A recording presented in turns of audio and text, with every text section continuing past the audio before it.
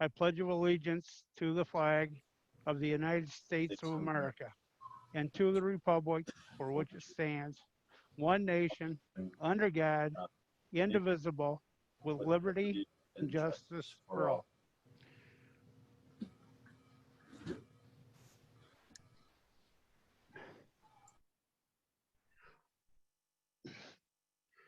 Okay, roll call.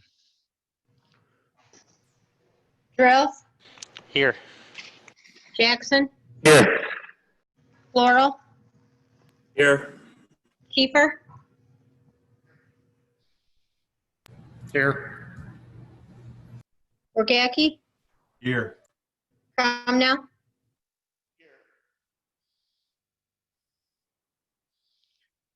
Would anyone like to offer a word of prayer tonight? Yes, as my toddler's getting dragged out of the living room, I would. Dear God, please watch over all of our residents, village employees, village businesses, and owners. Please also watch over their families. Thank you for giving us this day to do good. In your name we pray. Amen. Amen. Okay, if everyone looks over the minute, and you have any additions or corrections? If not, can I have a motion to approve the minutes?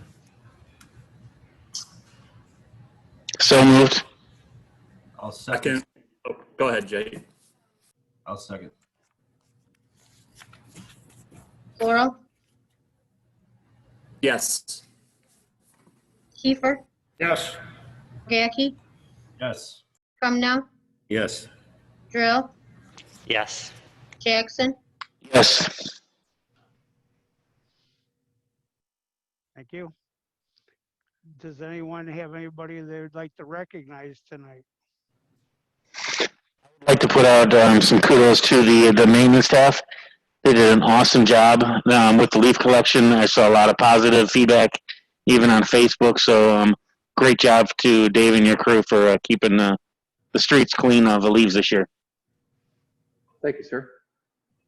I've also gotten a lot of good feedback on that and the leaf pickup or the limb pickup after all of our wind and everything. I've had a couple phone calls, giving a lot of kudos to our village employees. Anyone else? Okay, Solicitor Mulligan. Thank you, Mayor. I'd like to start off with two things that are not on the agenda for tonight, but they'll be on the agenda for the December 14th meeting. And those are resolutions to accept property for annexation. One would be the Huss property, which is a little over half an acre. And the other one is property out near Shadell's, and that's about 7.8 acres. The annexation was approved by the county commissioners, and the village received the paperwork from the county commissioners on October 8th. You have to wait 60 days before you can approve the annexation and accept the property into the village. The 60th day runs about December 7th. And then you have to meet, you have to consider that at the next regular meeting after 60 days. So that would be on December 14th. So these two resolutions would be up for considerations on December 14th at the meeting as far as accepting the property for annexation.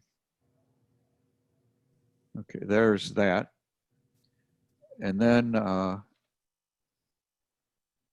the next resolution I'd like to talk about, I'll skip over 13 for a second and go to resolution 14-20. We talked about that a little bit at the last meeting to assist in the implementation of the strategic plan. I believe you've all had this for quite some time, had an opportunity to look it over. I think Bill Kiefer and Ben did a nice job explaining what was going on with this resolution as far as implementing the strategic plan and leaving that implementation to the Economic Development Committee. So if you'd like to, if somebody'd like to propose a motion to pass, this would be an appropriate time to do that on resolution 14-20.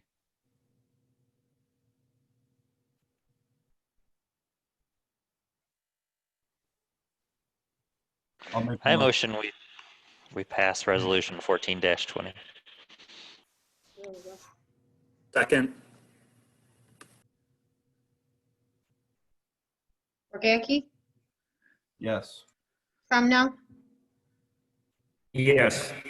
Drill, Yes. Jackson, Yes. Laurel, Yes. Kiefer, Yes.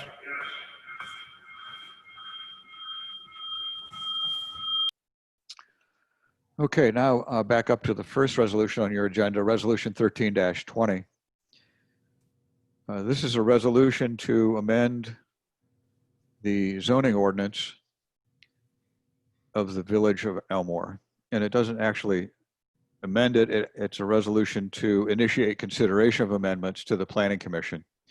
So this first has to be initiated by council or by a property owner or by the Planning Commission for the Planning Commission's consideration.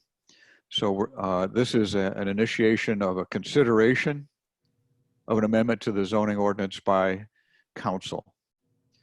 Where the initiation is by council pursuant to resolution, it is not an application of a property owner to rezone, and so you don't have to follow the rules relating to what must be in an application, because this is not an application.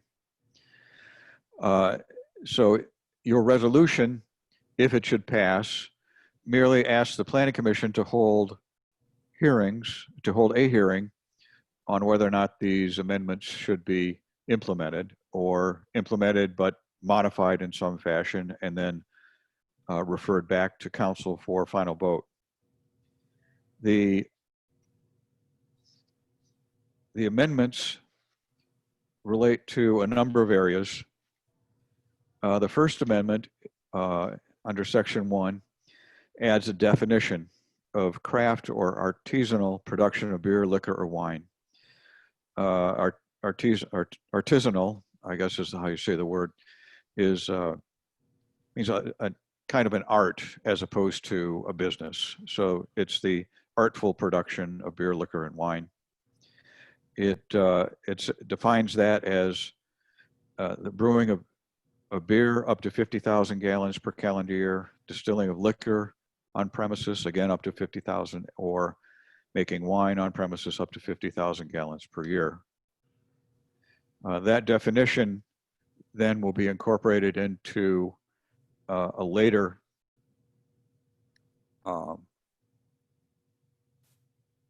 amendment, and that is under B, where you're asking the Planning Commission to consider an amendment to those two sections of the zoning ordinance. And those two sections would be amended to allow the craft or artisanal production of beer, liquor, or wine. And again, that pulls in the definition of what craft or artisanal production means. And then under subsection C, the conditional uses in the central business district amended as follows. That multiple family dwellings are permitted, single or two family dwellings are permitted, except that they shall be located only on the second or higher floor of any building located on Rice Street in the central business district. So if it's on Rice Street outside the central business district, it's not affected. If it's on Rice Street inside the central business district, this says that single or two family dwellings may only be located after the first floor. The first floor being reserved, the idea being the first floor is reserved for retail establishments and commercial businesses. And then subsection C is new. It allows motels, hotels, or an apartment hotel in that central business district. Again, only on the second floor, higher, located on Rice Street.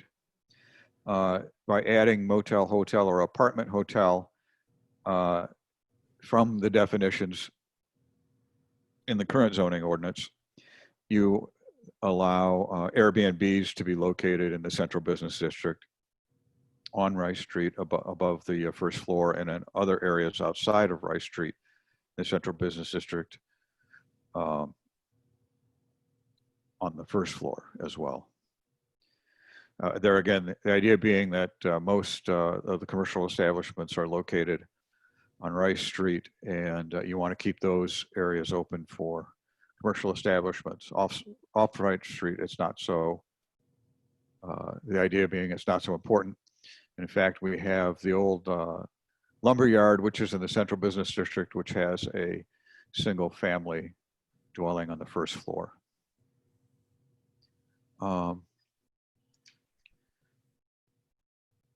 So that's a resolution to ask the Planning Commission to consider these things. I also sent you a copy of an email I received from this gentleman, Mike Roeder, is involved with the Catawba Island Brewing Company, which is a small brewery just outside of Port Clinton. And he talked a little bit about his business and what is necessary to make a going concern.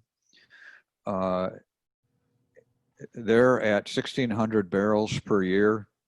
A barrel is 31 gallons. So his operation is, I think that comes out to 49,600 gallons a year.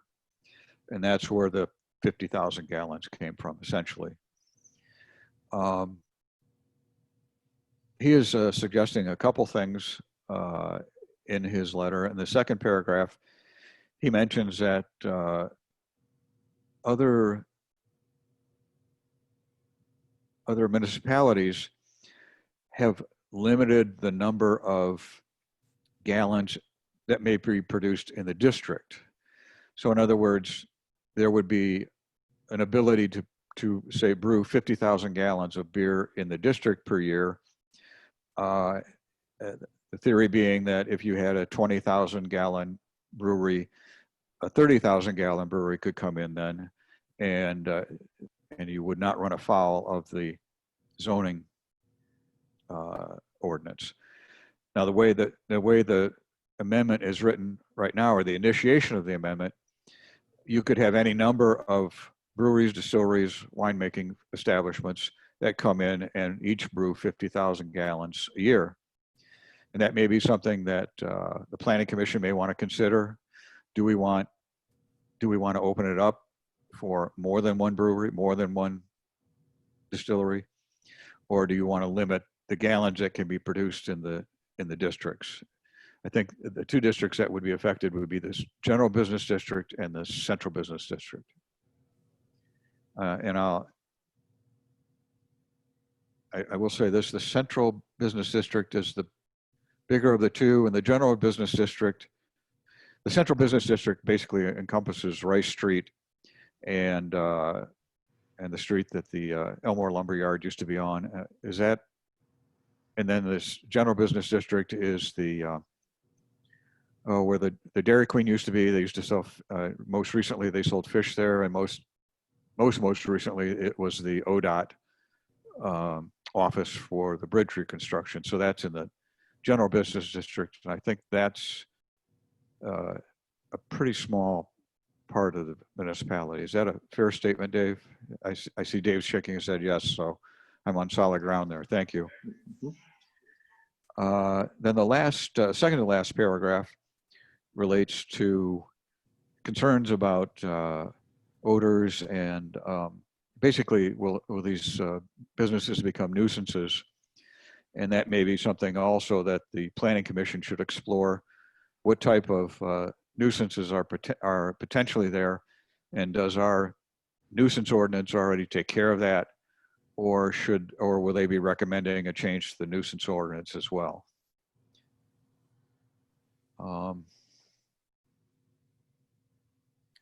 So that is what I have on resolution 13-20.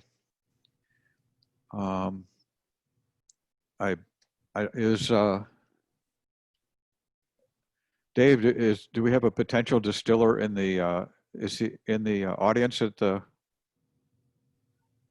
town community center? Not tonight, no. Okay, I saw him on Sunday and I thought he might come. And perhaps he'll come to the planning commission or something, but there is an individual, I think Dave first started communication with him about doing a brewery in the central business district. So that is kind of what spurred the change in the zoning, that as well as the change in the complexity of downtown, where instead of apartments above the buildings, many of them are Airbnbs, and also the first floor residents outside of Rice Street. Any questions? I'll try to answer them. Dave is up to speed on these two. In fact, he's the one that got me involved. So I'm sure if I can't answer them, Dave will. Mark, I've got a quick question for you in regards to the first floor dwelling in the central business location. Would there, let's say somebody has a disability, a physical disability, and they can't, they buy a building, and their thought is to be able to stay in that building. Obviously, like an elevator is going to be a huge cost for them. Is there, I don't want to say like a loophole, but is there something that kind of protects people who have ADA disabilities in regards to that with this situation that you know of? I think the answer to your question is that they would be prohibited from living on the first floor of a building that fronted on Rice Street between the traffic light and the North Coast Inland Trail. Now, if it were a hardship, they could initiate a request for a zoning change, and that would go then to the planning commission and then to council.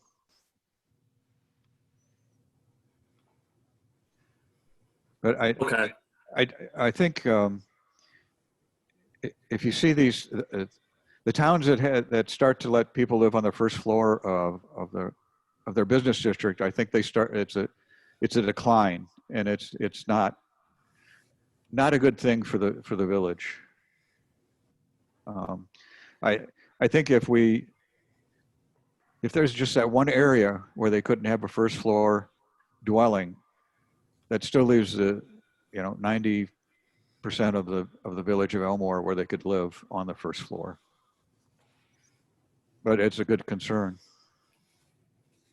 Yeah, I was just thinking, if somebody were to buy a building and their thought prior to buying that building was, I'm going to live in that building, and, they've got a wheelchair or something along the lines of that, having that ability to get up and down steps, obviously that's going to be a struggle for them. And with the cost of an elevator, so I was just trying to get a feel for what you thought on that topic. But thank you for also getting in touch with the Catawba Brewing Company. I thought that was some really good information, especially with what they do afterwards with the fermented corn and such. So that was really interesting. Thank you. I think, I know Tom Jackson is on the planning commission. I think there's perhaps one other council member on the planning commission. So I'm sure your concerns have been heard by Tom, and he can take that to the planning commission to see if they want to do something with that. Thank you. So if somebody would like to move to, I got a question for you, Mark. sure. This resident that's at the lumber company is out of compliance. Why don't we straighten that out before we move on for that location?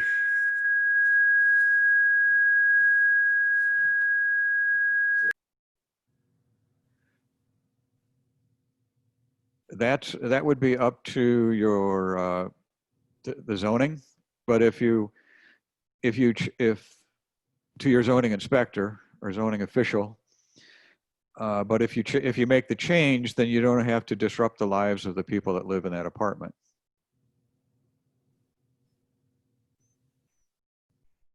I mean, it would seem to me that if this change is going to go through, it would be counterproductive to move them, get them evicted, only to have them be able to come back again once the amendment goes through, if the amendment goes through.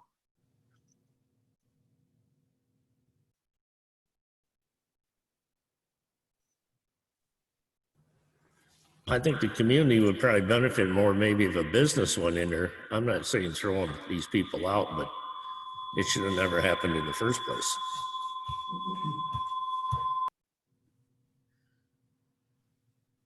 Yeah, I'm thinking that the owner of the property, I don't know who that is, but if they could have put a business in there, I'm sure they would have rather. I assume the rent's higher for a business than it is for an apartment. And just because they're allowing, this proposed amendment would allow first floor residences, that doesn't mean that they have to be. It could certainly revert to a commercial establishment again. Okay, so as long as it's an option, we can go back to commercial. Right.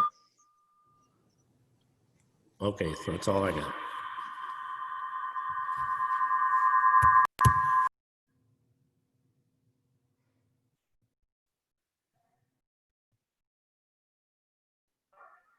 My goal with this resolution right now is just to basically move forward to the planning commission so that we can consider other areas down there and make businesses available to the spaces that are there now. Get it in front of the planning commission and bring it back to council for full approval. That's all I'm asking for right now. And I will say this, that the planning commission has to have a public hearing, which is noticed in the paper. Council has to have a public hearing, which also has to be provide prior notice in the paper. And then council has a window of opportunity to act on it one way or the other. And so even though you'll act on it, if it comes back to you with one reading of an ordinance, rather, the law does provide for just that one reading, so there's not three readings. However, when you consider all of the hearings and the delays between when you can act and when you can't act and the notices, it certainly satisfies the requirements of that you would otherwise observe through three readings. So Mark, what is the ask? What is what? What is your ask for council tonight? If council would like to consider sending this to planning commission, if you would move to pass this resolution, and then the matter would be referred to the planning commission. Thank you. I would like to make the motion to approve resolution 13-20. I'll second that motion. Drill, Yes. Jackson, Yes. Laurel, Yes. Kiefer, Yes. Workacki, Yes. Crumnow, Yes. Thank you, gentlemen. Appreciate it. Okay, with that, if there are questions for me, I'll answer them now, or I'll interject during the meeting if you'd prefer, but that is all I have prepared for this evening. Thank you, Mark. Thank you. Okay, I haven't received any correspondence, but I want to make a couple comments. I would expect job descriptions, start doing work on them to get them completed as soon as possible so we can get changes made to our personnel handbook, which would also include our past 2020 ordinances. So I think that should be on the front burner. Also, there is appears to be some misalignment and confliction between the personnel handbook and the Ohio Revised Code, which I expect to be discussed with our solicitor at our next committee meetings. And that's all I have.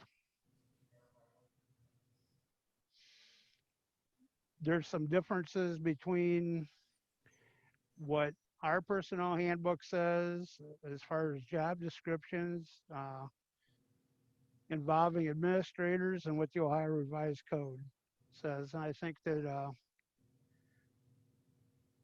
with a solicitor's help, this can be rectified and we'll figure it out. So I think that'd be a good topic for our committee meetings. And I think it's December 15th or something like that. Yep, the personnel committee will take that up. Thank you. That's all I had. Do I have a motion to pay the bills? So moved. Second. Laurel, Yes. Kiefer, Yes. Gayaki, Yes. Crumnow, Yes. Drill, Yes. Jackson, Yes.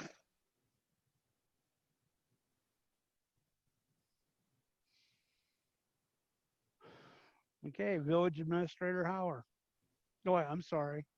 We have some line item transfers that go onto the fiscal officer. Yes, I have 4 line item transfers. The first was for payroll. The second one was to help pay for some of the things that you approved at the last meeting, like TMACOG, Ohio Municipal League. The next one was for a couple contractual bills that the police department got in. And the last one was for salt and a couple other bills.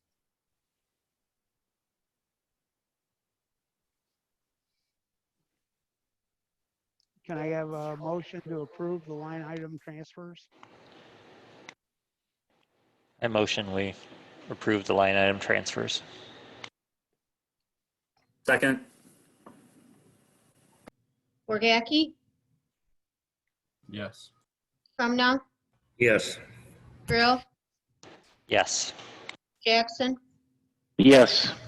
Laurel, Yes. Kiefer, Yes. and I need acceptance of the tax and financial reports that I gave everyone at the last meeting. I'll make that motion. I'll second.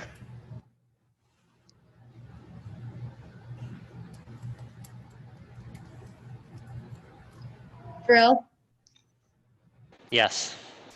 Jackson, Yes. Laurel, Yes. Kiefer, Yes. Wargacki, Yes. Crumnow, Yes. and that is all that I have. All right, thank you, sir. Village Administrator Hauer. Sure. So the only thing I have is, in addition to my report, is that Jessica Klein, who's the branch manager over here at Commodore Perry, has a request that she would like to rent out the community center twice a week, starting in December, for a bounce, dance fit, and badass fitness classes. She has sent out requests on the Talk of Elmore Facebook page, received several requests to hold the fitness classes, and the response was amazing. People are interested in it.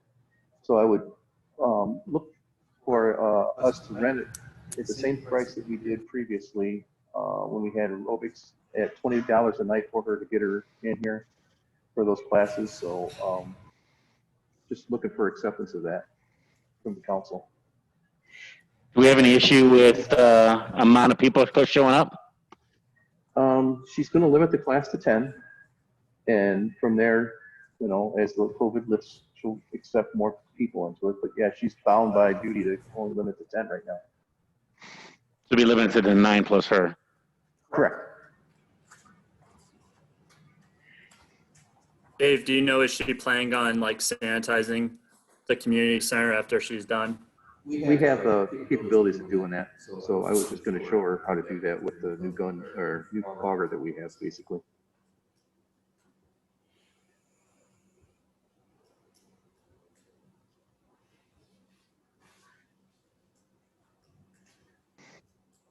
Would that be, So would that be a use that's covered by any insurance, liability insurance, or anything we already have? We would have a claimer written that we wouldn't be held liable for any of that. Yep.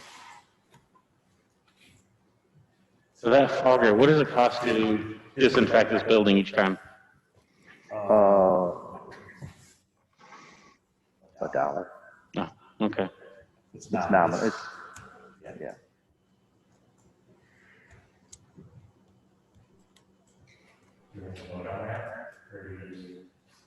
I'm sorry, say it again. You're muted. Do we have to vote on that, Dave?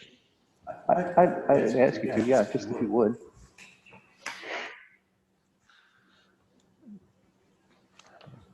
I make the motion that we rent the community center based upon previous arrangements with others for the classes. Second. Laurel, Yes. Kiefer, Yes. Jackie, Jake, you're muted. Yes. from now, Yes. Drill, Yes. Jackson, Yes. Thank you all. That's all I have in addition to my report.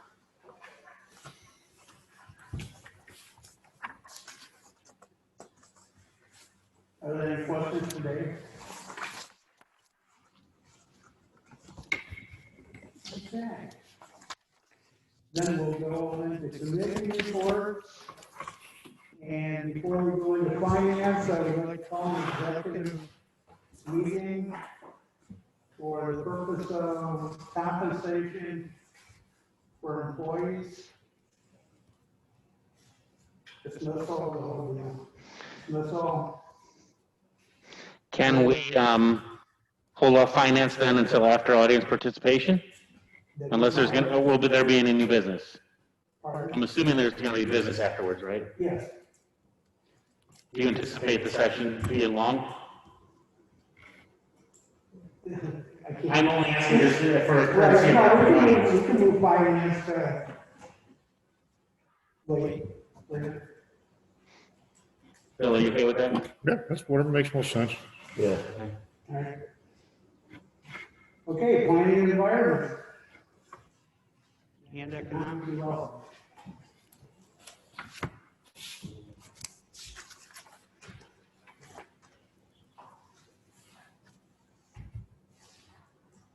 Planning and environment or economic development at 8:15 p.m. All members were present. I asked if there were any other comments on the calendar. There were none.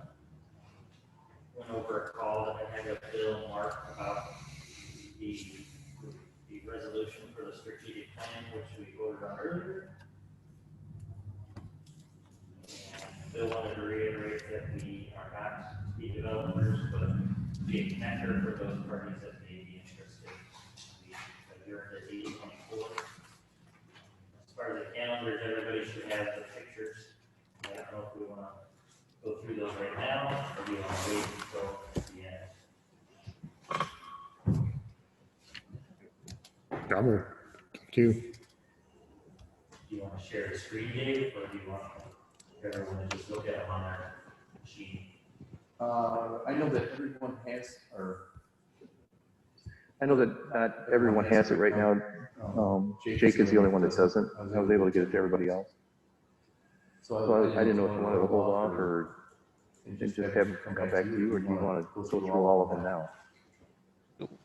Why don't we just, I'm gonna say there's quite a few of them to go through for a council meeting.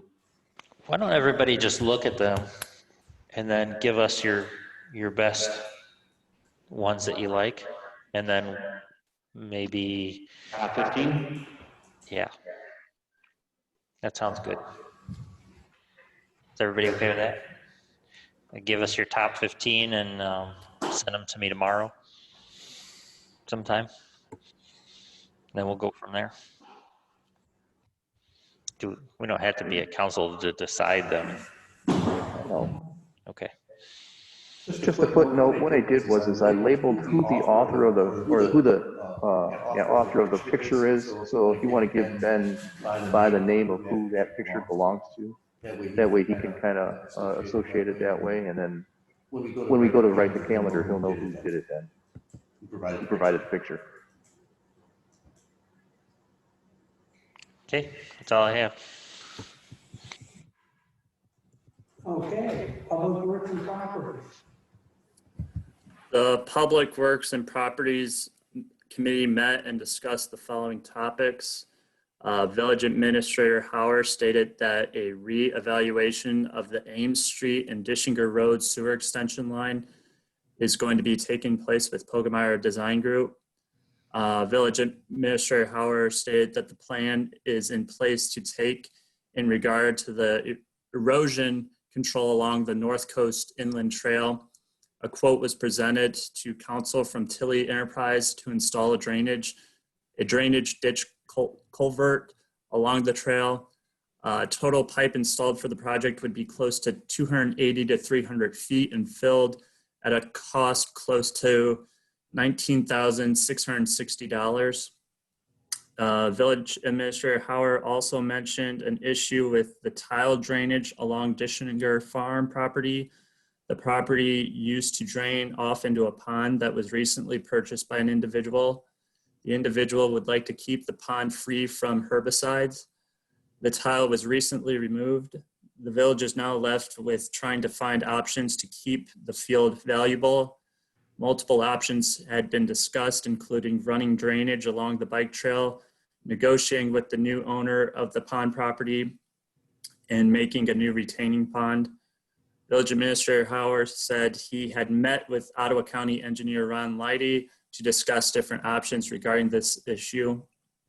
The village continues to monitor both water and sewer samples daily, and we as a village, are in compliance with all of EPA regulations. A pole replacement was conducted along Schultz and South River Road. Village Administrator Hauer reported that the 412 kV upgrade has come to a halt. The reason the project has delayed is because of a stirrup coupling that is produced down south. The delay is caused by hurricane season. We discussed the bridge lights still need to be completed. There is removal of the sludge tank that has been completed by Ron's Hauling for a cost of $850. We are still in the process of locating an appropriate permanent spot for the tank while taking in all consideration of EPA guidelines and regulations. Amplex fiber optics timeframe is to be completed somewhere between January or February. 2 more trees needed to be taken down. These trees were located on Augusta and Huron Street. Action to a tree on Fremont Street could possibly happen yet this year. Village Administrator Hauer continues to meet with the tree committee. The water funding was turned down by the Ohio Public Works Commission at the district level. The village's next step will be looking into smaller government funding for help with the project. Solicitor Mulligan stated that Most up-to-date zoning policy and resolutions need to be addressed, which may not reflect the more recent trends of businesses to keep up to date with their current needs. Three main examples of zoning discrepancies included not having any information or appropriate language on Airbnbs that was already established in the downtown business area, distillery, brewery, pubs, wine vendors, and first floor apartment residences. Solicitor Mulligan will plan to take action to have a resolution for council to initiate a proposal of zoning changes to address the concerns. And that was all the information that we discussed. Does anybody have any questions?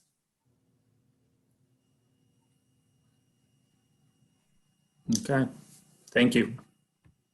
Thank you, Zach. Security? Security, we met at 9:20 PM.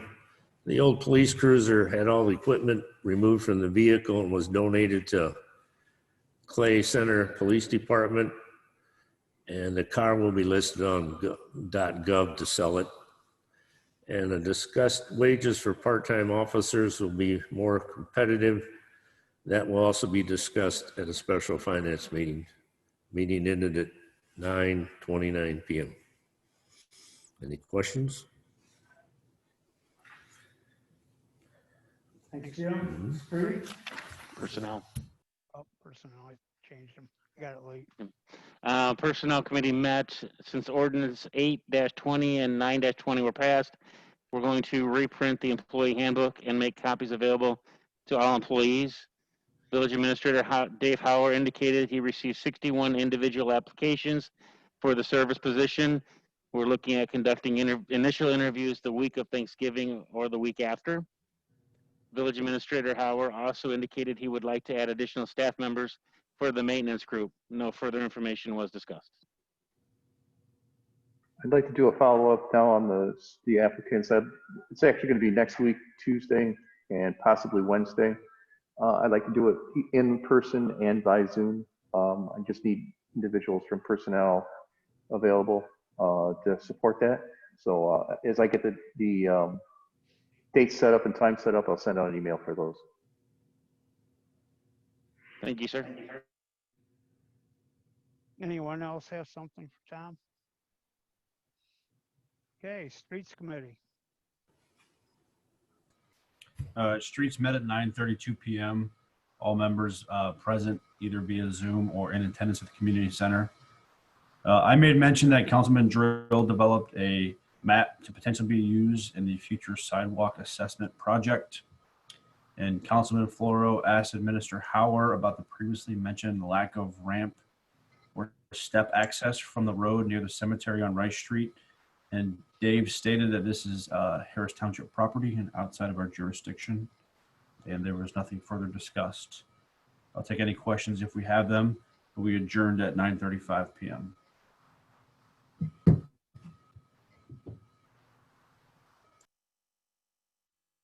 Okay, hearing no questions for Jake, we'll go on to old or new business.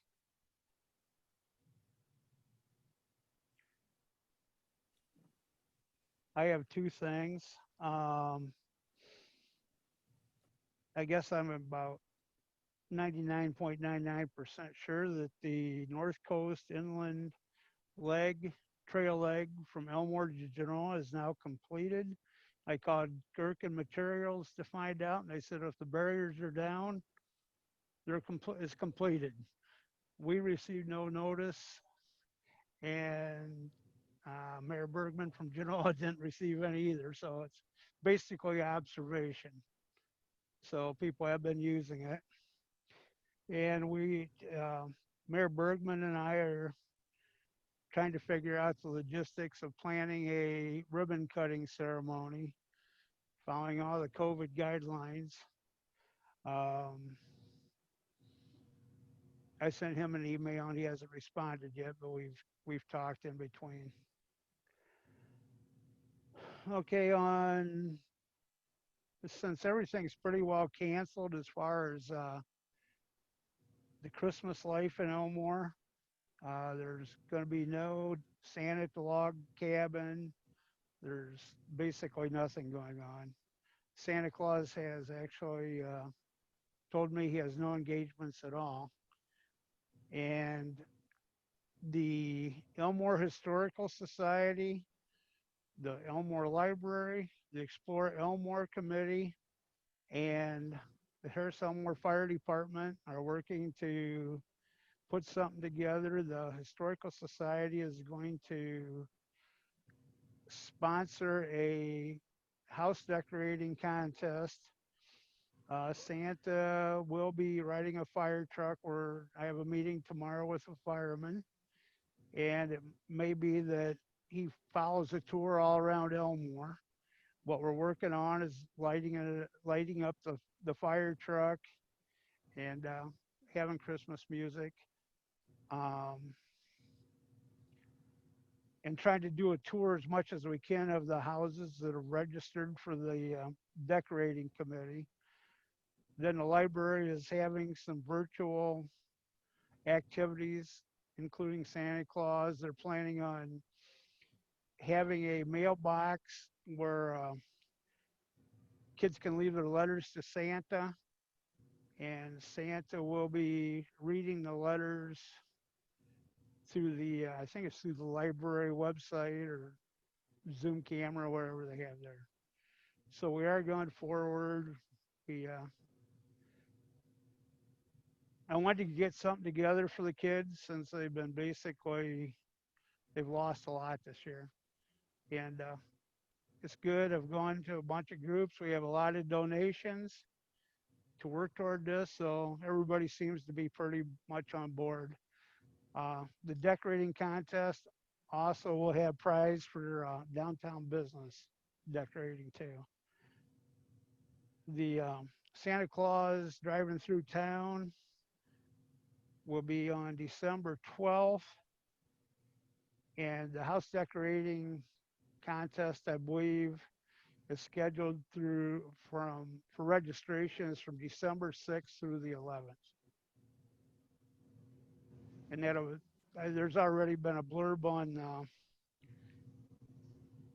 the Talk of Elmore Facebook page, and after tomorrow's meeting with all the entities, there'll be a little bit more information. So right there, that's all I have.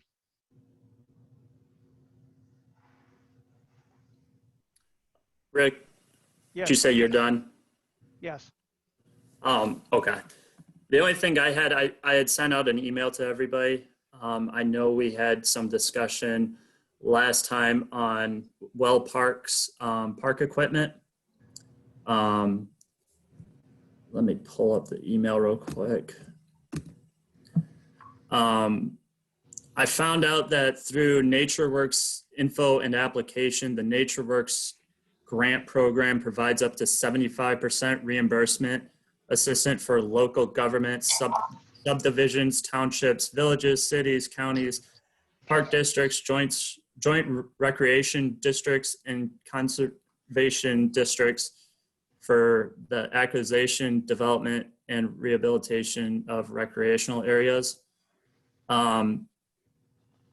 So that's probably one avenue to possibly look at for some funding help if we decide to do anything with Well Park, along with meeting with the Park District of Ottawa County.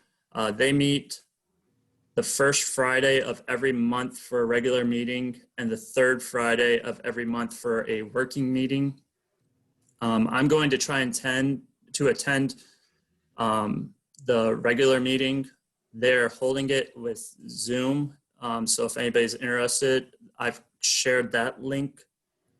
And finally, I don't know if Dave can share Dave, do you happen to have the email I sent you? The only reason why I want to pull it up is to give you guys a good look. When I was researching park equipment, I saw benches that were like $350. So I don't know what our budget is looking like, but if I had to go out on a limb and see and put a price on Ori Park's park equipment, I bet that was somewhere between, I don't know, like 35 to 50,000. I mean, compared to what I'm seeing on different park equipment. And I don't know, like I said, if Dave can share that link. I did post. Yeah, I'm getting it up for you, Zach. Okay. There were 3 different companies that I researched. One was Affordable Commercial Playground Equipment. The other one was Superior Playground Equipment. And the third one was AAA State of Play. They offered a variety of recycled plastics and metal. Kind of after looking at what had happened at Well Park, I would be more in favor of doing something, I think, metal than plastic, just because if you're going to spend the money, you know, you don't want things to get beat up again. But yeah, any one of those 3, Dave, if you want to click number 1, for example, on the affordable commercial playground equipment.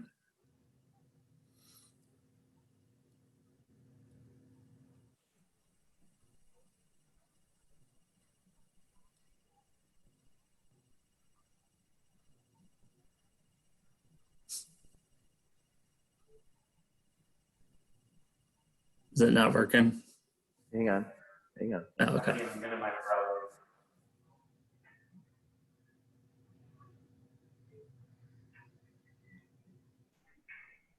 Oh, okay, cool. So they do offer like a variety of things. You can buy things separately, kind of like these balance things or a wall challenger thing. But I was looking more at the play systems at the top left corner. And you could pick whatever one, you know, you want, but yeah, 2 to 12 is fine.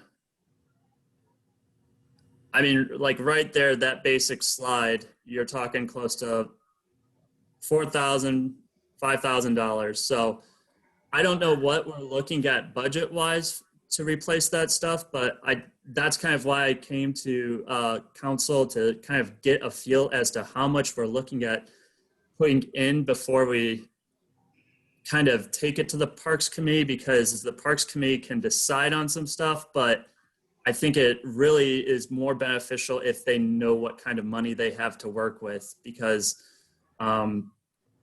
you keep scrolling down and some of the park equipment, you know, you're getting into the $56,000, $75,000 range. So that's kind of what I researched, and I'm not expecting, you know, a figure tonight, but if you could just take the time to maybe look it over, and whatever you guys think, that's fine. But I think it would definitely help the park committee moving forward if they had an idea as to what they're going to be able to spend before they throw a bunch of ideas to council. Hey, Zach, what Solicitor Mulligan brought up last time, I saw something you sent was potentially 75% reimbursement. Was that from Ottawa County Parks? Would that be like a first step to find out if we qualify, to kind of know, you know, if they're going to give us 75% of our money back, we could spend obviously a lot more than without that. Right. So what I kind of read on that, Jake, and hopefully I'm saying this correctly. Each county is given like $150,000, and you can be reimbursed up to 75% of that based on your county. And 150,000 is the max that you can do. So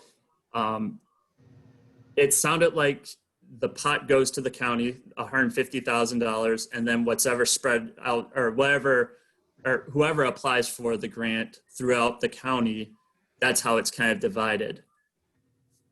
That grant can be divided against or amongst applicants, right? It's not 150 or nothing. Right, that's how I kind of took it, Bill. Okay. And you said that was Nature Works, not the Parks District. Correct. I haven't even talked to the Parks District yet about Right. doing anything. I wanted to kind of introduce myself and attend some of those meetings before even going that route. But yeah, Yeah. Hi, I'm here, give me money. That's probably Yeah. better to get to know them, yeah. yeah. So it may be hard to predict potential reimbursement. Sounds like what the situation is. So, okay. Yeah. Zach, one thing you want to be mindful of is if your project goes over 50 grand, then you're going to have to bid it, which would involve making specifications so that different companies could bid. If you keep it under 50 grand, you will be able to go out and just purchase something off the shelf. The other thing is if you get a private organization that puts the project in, a service organization, for example, then they wouldn't have to bid it if they want to do that and then give it to the village. Okay. I got one for you, Zach. Yeah. You're good with computers. You ever thought of maybe a GoFundMe page or something to help a little bit that way? I honestly have thought of a couple different things. I've thought about so this is more through the Parks Committee, but and I'd like to meet with the Parks Committee first before throwing these ideas out to you guys, because I haven't even had the chance to sit down and meet with them. But there are a couple fundraisers that I've been thinking of. There is also fundraisers. Trying to think what else. The grants are going to be a big thing, I think, for us. But yeah, there's one other thing. I can't think of it. What I was going to say though. Is that corporate sponsor, Zach? I thought about corporate sponsors, but with it being 2020 and the way it is, I kind of want to be mindful of that as well. So yeah, no, I definitely have thought that too. Any input, any help would be great. If you guys want to jump in, I'm open to any suggestion. The other thing, Jim, too, though, thinking about it, I don't know if you put it on the ballot, as an idea. I don't know how that would look. That was just another idea that I had written down, along with fundraisers and going to corporates. So I don't know. Like I said, I'm pretty open to anything and whatever anybody else has to say, so.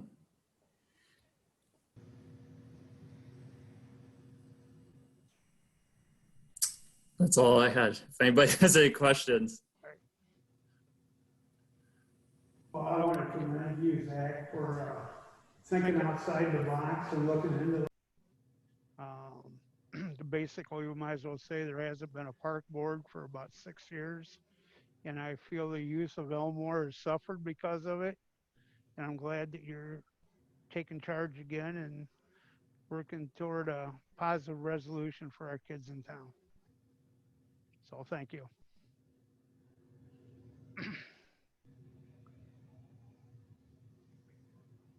Okay, audience participation.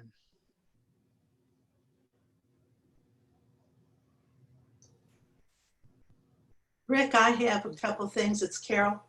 Okay, go ahead, Carol. First of all, Zach, my compliments to you, having been on the park board a long time ago. One of the things that I took and just deliberately did by myself was the gazebo in, which one uptown, Ori Park there across from the fire station. Mm-hmm. I just went to various of the manufacturers and the different public people and asked if they would contribute toward it. And lo and behold, the insurance company at the time said they wanted to do the whole thing. And it was like maybe a $4,000 project, $5,000. So I give you a lot of credit, but ask and you shall receive. Don't be afraid to go out and knock around the community. I was just one person going door to door with some of the businesses and was able to pull that off spectacularly for one company doing it. So